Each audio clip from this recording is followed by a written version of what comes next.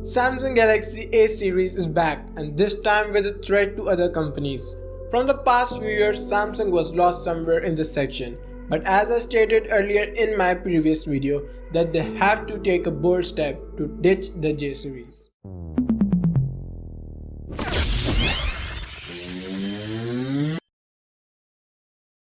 Hello guys, this is Mansoor and we will be reviewing Samsung Galaxy A50 today.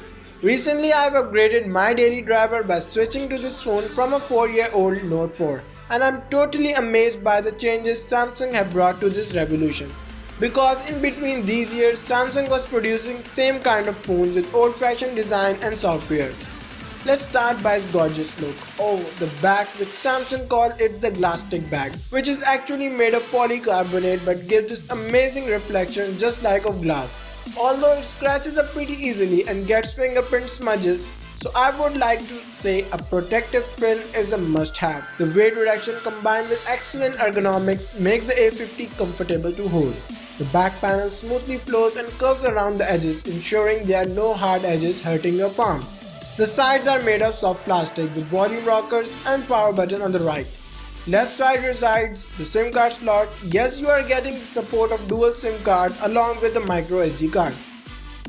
The top has a microphone while the bottom is packed with the audio jack, USB Type-C port which supports 15-watt fast charging, the same which comes with the S10 series. Alongside the microphone is a speaker and is a bottom firing one, having sharp sound.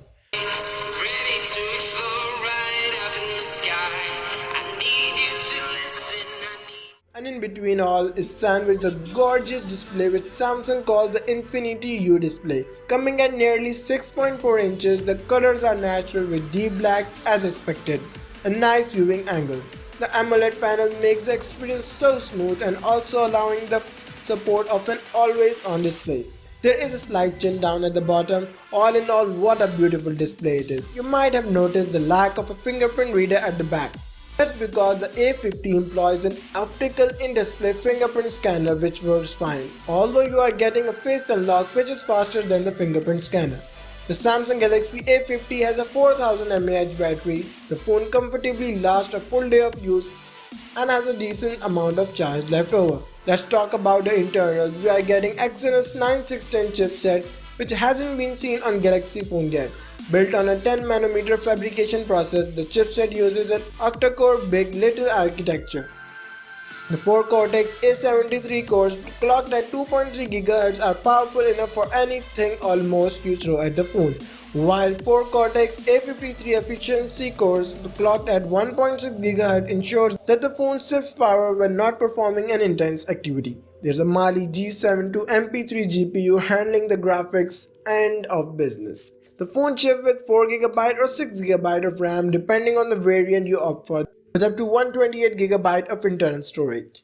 The Galaxy A50 runs Android Pie out of the box. Not just that, the phone has a One UI based interface which is almost exactly the same as you get on the Galaxy S10 as well. The software is straightforward and easy to use, with odds option to tweak it to your preference.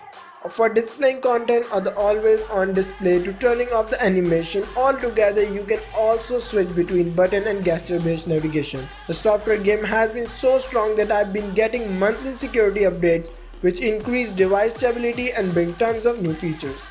Samsung stepped up its game as far as cameras are concerned.